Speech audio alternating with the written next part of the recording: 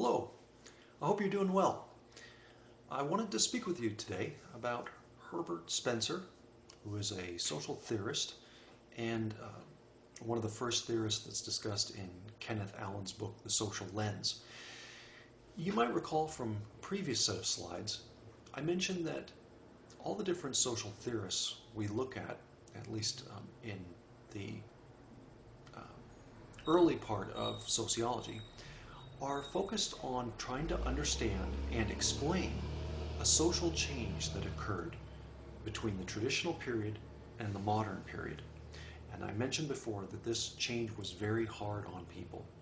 Imagine, for example, the source of truth that people have come to depend on, religion, suddenly moving away from that, changing in a more secular way toward organized science. Imagine the ruler of your empire, the area where you're from, moving away from monarchs to becoming more independent nation states, maybe republics, and perhaps even having a democracy. Imagine the source of economics moving from feudalism, which is a very set, kind of rigid system in some ways, to capitalism, where everything is bought and sold. Again, the different theorists want to understand these changes, and Spencer is unique among some of the early theorists like Marx and Durkheim. Karl Marx comes from Germany, and Durkheim comes from France. These were places where the changes were especially volatile. And Spencer's coming from England, so not quite as volatile a place and much more even, balanced. And that might relate to how he understood the social change. What he used, as I've outlined here, as underlined, is an organismic analogy. And what does that mean? Well, an analogy is basically taking one thing and comparing it to another. So, for example, an analogy or a metaphor, I guess you could say, time is money. Time actually, of course, is not money, but if we think about time as money, we can do different things with it, like we can count hours and minutes. We can assign them value. We certainly start to use phrases like "you're wasting my time" or "how did you spend your time today?" So an organismic analogy allows us to understand some things about society through a certain type of explanation. But it's important to note too, it reveals and it conceals other things. What is this type of analogy? How is society like an organism? What does it tell us about society? How does it frame our social life? What does it reveal and what does it conceal? Are all big questions that you can ask, especially the last few, about all the different kinds of theories that we'll discuss. One of the things Spencer notes is that society has requisite needs. An organism is an entity that has different parts that work together in order to make a whole. Your body has heart, lungs, circulatory system, skeleton, all working together in harmony to create equilibrium or balance. And so society also has needs. And some of those needs you can think about, for example, providing food, shelter, clothing, providing some way for individuals to communicate, pass on their culture. And those are things that every society does. Okay, they're cultural universals. Also, as I mentioned before, there are different parts to society. They're mutually interdependent, though. Just like your lungs really can't exist without your heart and without your brain, all of these things are separate yet must work together. So that's another part of Spencer's analogy.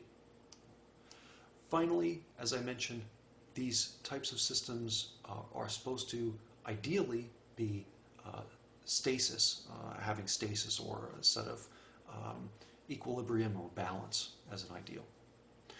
Spencer, though, was interested in the social change between the traditional and the modern period. He explained it, though, through this basic notion of just an evolution.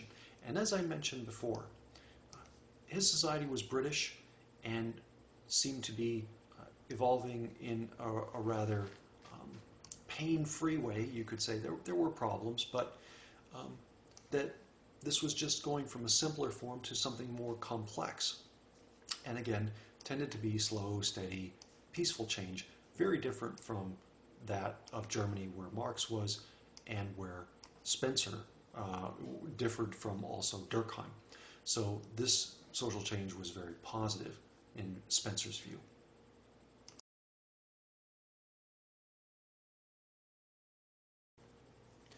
Spencer discusses three requisite needs for society. Requisite needs means that all societies have to fill these things in order to function. So the first that's discussed in your Kenneth Allen book, the regulatory function, he notes is stabilizing structures like government. So regulation means about setting boundaries and regulating those boundaries. So governments can be local and national, and they do things like set and enforce laws. And so they can also do things like printing money and regulating money. So important elements every society needs. Second set of requisite needs falls under this operative function. So this is, how is it possible for society to function on an everyday basis? So things like, for example, the education system, what we're doing now, the economy. And if you're looking for other types of ideas related to this, cultural needs are met. And also the idea of how we inculcate values. The third requisite need set, distributive functions. So this is how information and materials are distributed in a society. So, for example, transportation networks, you've got roads, airlines, communication systems, mail, telephones, and these days the internet. This next piece is useful to think about. In very simple societies, like the first societies that humans had, hunting and gathering style societies, which existed 50,000 years ago, what those societies had were very integrated parts. For example, the hunting, the idea of how you would get material needs met, was very much interconnected with spirituality and religion. So there would be ceremonies and ideas about how the hunting of the animal and the processing up of the meat would relate back to notions of nature and God and a connected sense of how human beings were part of a larger connected sphere. What happened is that as our societies grow more complex, like today, or what you could call a post-industrial society, we have more of a fragmentation and specialization of roles, statuses, and norms and situations. So specialization and structured differentiation. So these are $10 words, large words. What does it mean? And can you think of specialized jobs today? Perhaps you are training for one. Obviously, you're in an upper level social theory course, so perhaps you're a sociology major. You are trying to specialize in a unique field which will give you insights and skills that others may not have. Other people in the class perhaps might be training in criminal justice or social work or some other specialized area. And that means you are going to focus on a particular career with a system based on merit where you're going to earn promotions, hopefully, by becoming more specialized and more knowledgeable. So these, again, kind of fragmented, individualized paths mean that we are not doing the things like in the past where so many of those systems were integrated with each other. And people weren't just hunters. They were also connected with the spiritual world. They were also intimately connected with all aspects of family life, etc. Here's a quote from Kenneth Allen, which I think is useful to think about. Networks of status positions, roles, and norms become particular to specific functions. So, our society, and again, this is a theme you'll see a lot through this course, our society has grown increasingly complex over time. And so what I would like you to do, to think about this in terms of your own life, to give you a sense of how this applies to you, I would like you to take 5 minutes right now and pen or piece of paper, or maybe use your computer, think about 5 different jobs and the types of skills, roles, and norms that each job promotes. So as an example, a police officer, what would that type of job need in terms of skills? Certain types of skills, right? There would be certain types of roles and norms related to that job. What is the role of a police officer in relation to the community versus judges and lawyers versus criminals? And that relates to the last part. Think about the social networks that are connected to each of those jobs. So part of the social network for a police officer might well be, again, judges, lawyers, criminals, and other groups that make them very, very unique and in some ways separate them out from others in the community. So please take 5 minutes and think about 5 jobs and those specialized aspects of each, and then come back.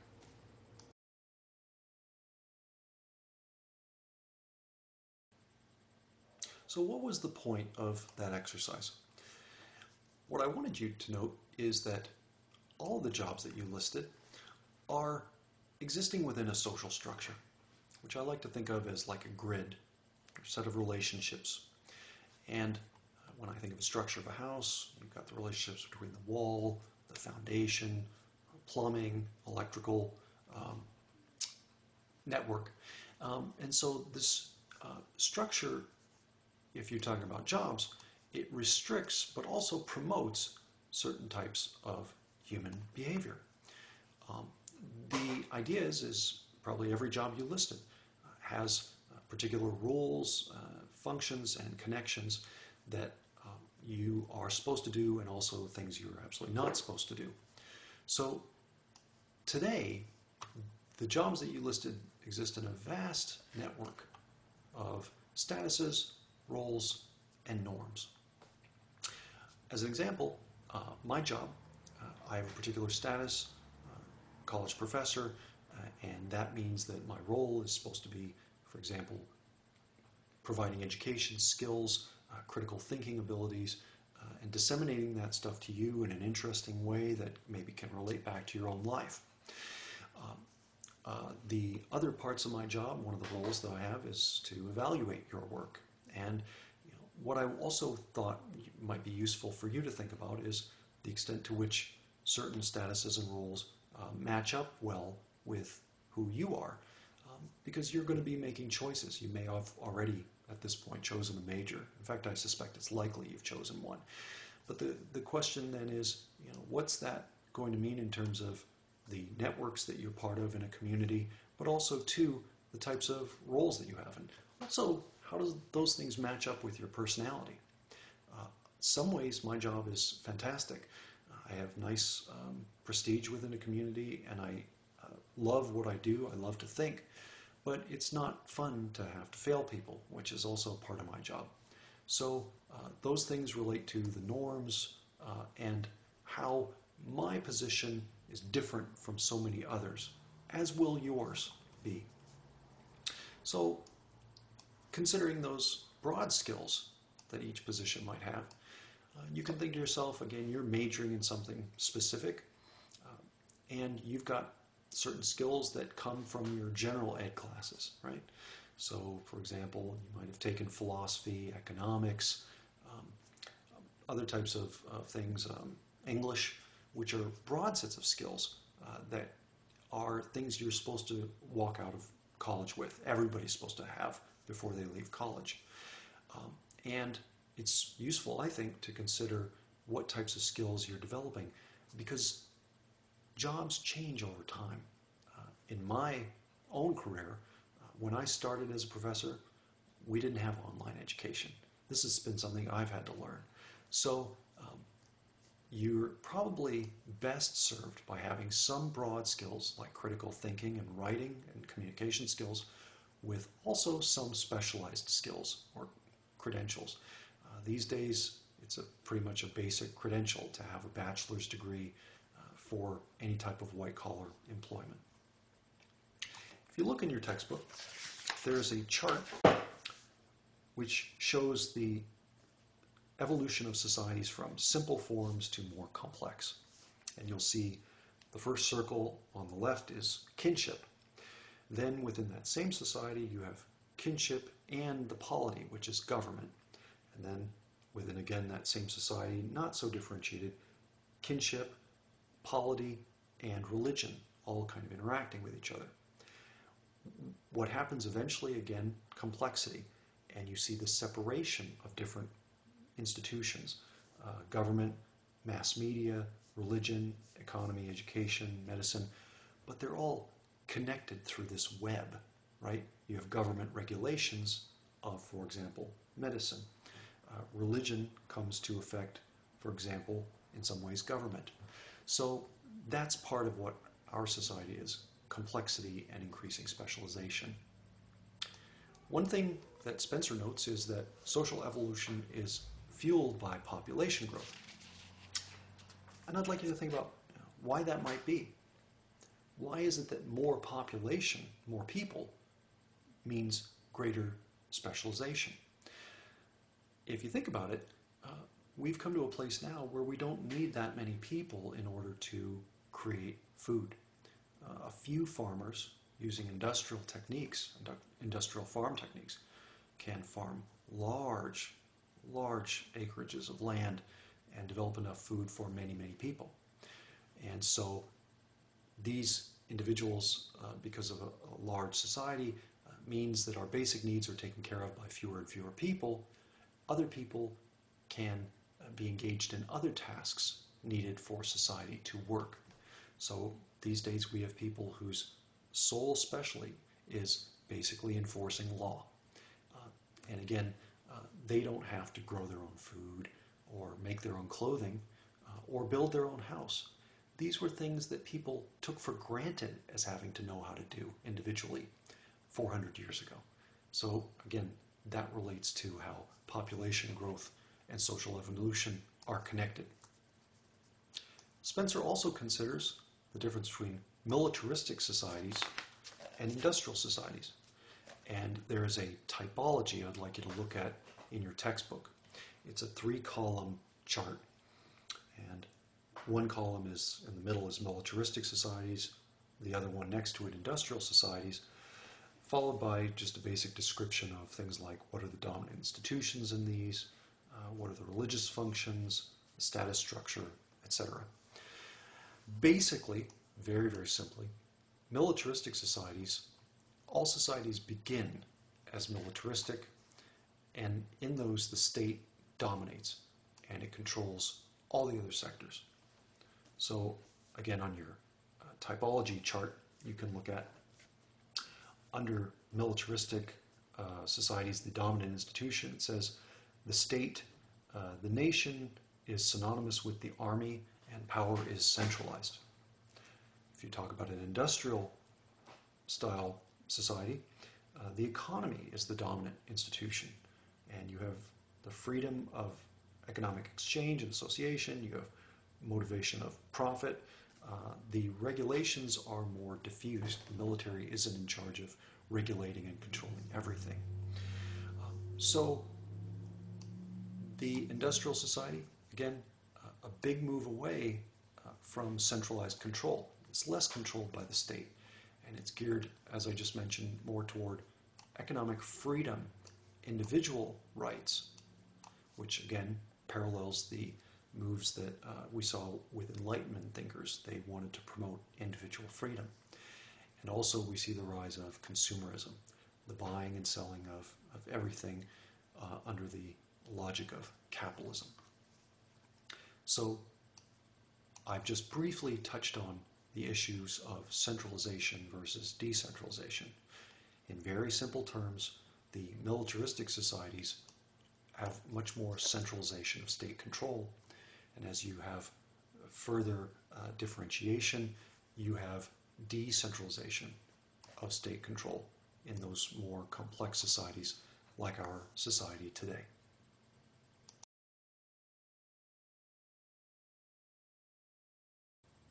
Spencer also considers why a society might regress back to a militaristic style.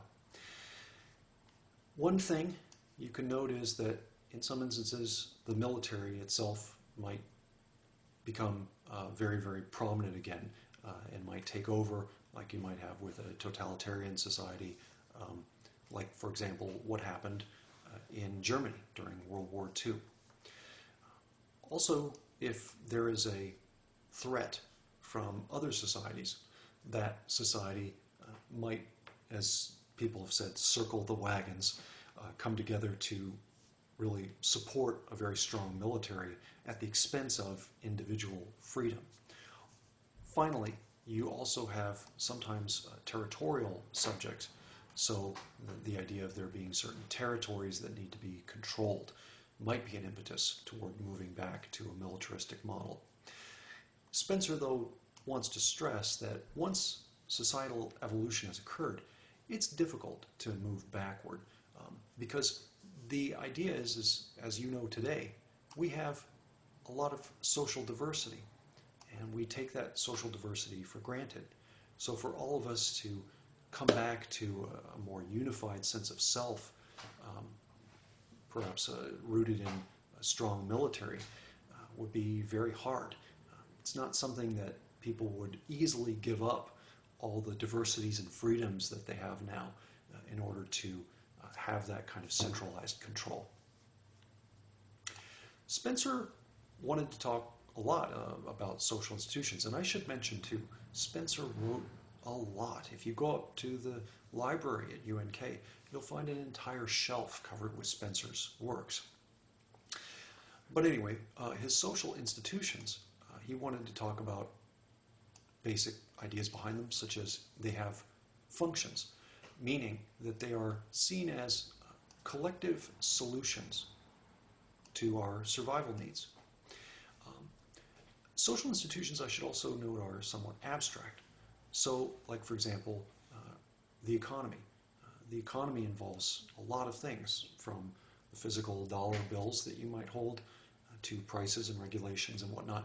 But that is a collective solution to some type of survival need that we have, the need to exchange different things of worth in order to perpetuate life. You can ask yourself, what function does religion hold in our society? What function does education hold? So that's a way of understanding why social institutions exist. Secondly, social institutions are important because they're not reducible to individual action or agency. They exist before the individual, you could say, and they occur across a society. So the institution will survive you. One of the weird things I think about sometimes is that there have been many professors at UNK who've been there, done their work sometimes for 35 or 40 years, and they've retired. And oddly enough, another professor was found, and the tradition of education at UNK carries on, just like it will when I'm gone, just like it will when you're done with your work at UNK. So they're not rooted in individual action. They need individuals, but they don't need specific individuals. The individuals within them can change because they rely on statuses and roles being fulfilled. The third characteristic of social institutions, again, like I said, they pre-exist us individually, and Spencer noted that that occurs through stories justifying our belief in those institutions. So, for example, the institution of marriage. Why does marriage exist? Probably because of our belief that, at least in our society, a monogamous relationship is ideal for raising children. That in the past, this idea that God has brought two people together in order to create a family in a particular form. And again, that relates to statuses, roles, and norms. That has a certain cachet within a society to be part of a family. So these pre-exist us individually, and again, like I said, they will be existing after we're no longer a part of them and after we're gone from this planet. Similarly to number 3, you can think of social institutions as part of a moral phenomenon. And what does that mean? It means that institutions create beliefs and rituals, and those things come to feel right and good to us. So marriage is seen as a happy beginning for people into a new chapter of their lives. Also, if you think about maybe teaching, I suppose I could just do it for the money, but I also do it because I feel that it's an important thing to do, and I do more than I need to do on paper because I feel it's a moral obligation to do well at my job. Police officers might feel the same way. They might feel like it's important to uphold the law.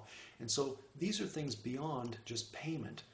Those are beliefs and rituals. Like, for example, police might believe in justice. And those things come to feel a particular way, giving people a lot more reason to do jobs than just simply for pay. And through our repeated involvement in a particular career or skill and position, we come to believe in those things. That's why religion involves ritual. That's why so many things involve rituals, such as what we're doing now. You're viewing a lecture discussion about information, which is a ritualized pattern we do in order to convey that information so that you might know it and then perhaps use it in the future and or convey it to other people.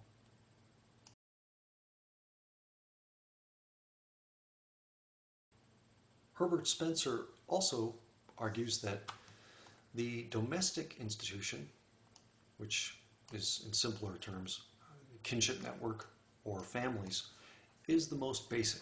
And that is fairly intuitive. Families are the beginning points for society and for social order extending outward. He does some fascinating intellectual work where he describes how societies evolved and theorizing, as of course we're supposed to be doing here. He's creating a set of assumptions and ideas about how things came to be the way they are, or at least the way they were in his day. He argues that human beings were once promiscuous. There were very few controls set on human sexuality. What, of course, you saw was a strong relationship between mother and child through the idea of procreation and birth. That was seen by Spencer as the most central first bond people had to each other. Eventually, the idea of political subordination grew, but initially the control and development of religion and political subordination are fairly limited. So this is not something that's highly evolved at this particular point. He mentions polyandry and polygyny, and these are the ideas of marriages with more than one spouse. And those began to replace promiscuity because there was some notion then of these people are connected to these other people through some type of known familial relationship. So there began to be a tracking and an institutionalized awareness of who might be an offspring of who. So that was a change. Men began to become involved with war. And this, Spencer argued, was because men are to some extent expendable in terms of reproduction. You don't need many men in order to have your society continue with birth rates and reproduce. If you have too few women, then your society is in grave danger. It might not be able to reproduce. So men, being somewhat biologically expendable, were involved in war. However, that meant that men gained a certain amount of power because they began to be connected with not just war, but politics and governance. So men start to not, of course, be seen as centrally important as the mother and child bond, but they grow in importance and they take control of political realms, militaristic realms, etc. Eventually, we move away from even polyandry and polygyny toward monogamy. And again, this has a function. The function is that you understand a clear line of descent from one individual to another, especially as statuses are passed down and roles are connected. You start to see it being very useful to be able to trace ancestry. With that, political stability grows, and elders are seen as secure and more supreme beings in a hierarchy, again related to things like government and politics and stability.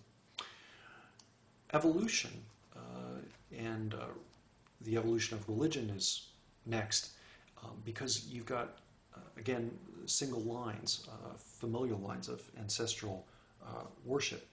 So it says here, it helps with systematizing socialization, and also I can note that this increases the birth rate, and you also see the childhood mortality rate decreasing. So it mentions here children are better cared for, of course, and morbidity rates go down as people are able to age. Spencer, in that same portion of your textbook, also makes an argument that men and women are separate in terms of the types of tasks that they do, but that they are entitled to equal rights. They do different things that are equally important.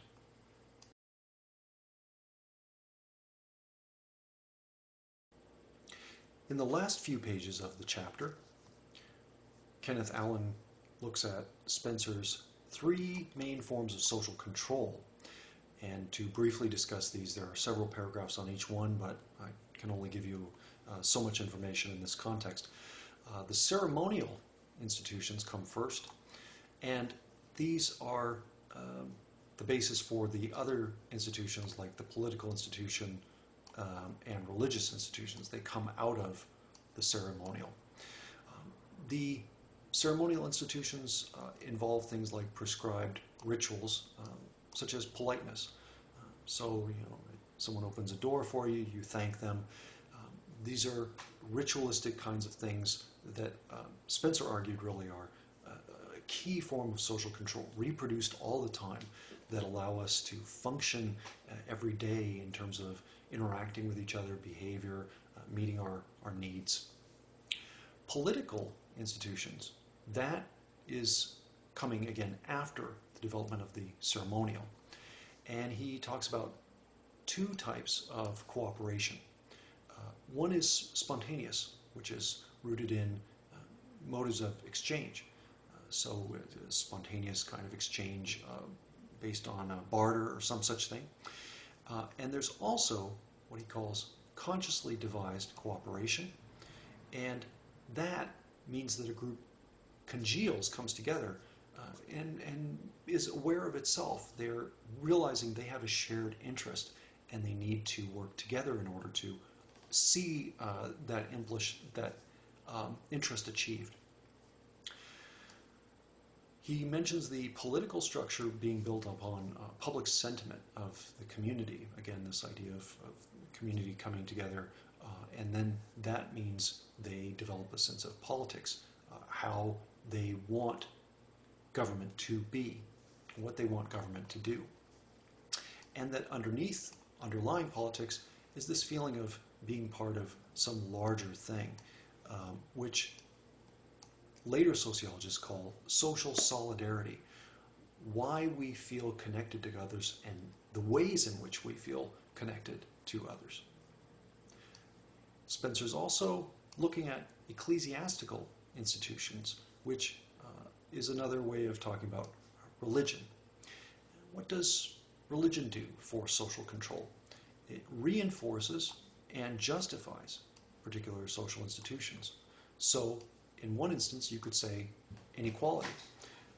Religion, for example, in the Bible, it says that in the afterlife, the last will be first and the first shall be last. So that gives people who are at the bottom of a social structure reason to have faith that someday their hard work and minority status will be diminished and they will be able to enjoy all the fruits of a society. So in some ways, religion keeps inequality intact. And this is a very powerful form of entrenched institutional social control, because if the institutions are based on God, if you question the institutions, you are questioning the idea of God. So it would be in your best interest usually to abide by those institutions, not question them, because you're in some ways, at least in traditional societies, questioning the very foundation of society.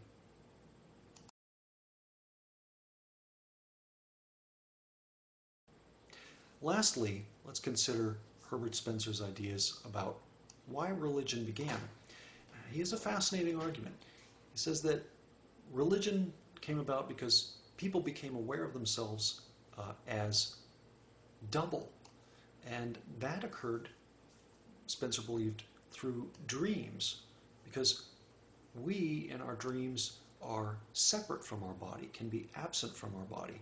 So this notion that we are embodied, but also may have a spirit or a soul which is a different entity from our physical being. And that is also something which people could see as maybe the way that sleep seems to be in some ways like death. And that, for Spencer, was a way for the soul to travel, because it's not perhaps in your body while you're asleep. Therefore, it might leave your body when you die. Also, Spencer looked at and considered things like the cycles of nature as a root for religion, because you have the continual rebirth, death, rebirth cycle, which you see with plants and the seasons, the leaves on trees, and the cycles of all kinds of things in nature, again like seasons, promoting the idea of reincarnation, rebirth, that there is an eternal blade of grass that will always be reemerging. Why wouldn't that necessarily also apply to human beings and perhaps human spirits? In some cultures, it's interesting, the child is named for a previous ancestor and believed to then take on some of the characteristics of that ancestor.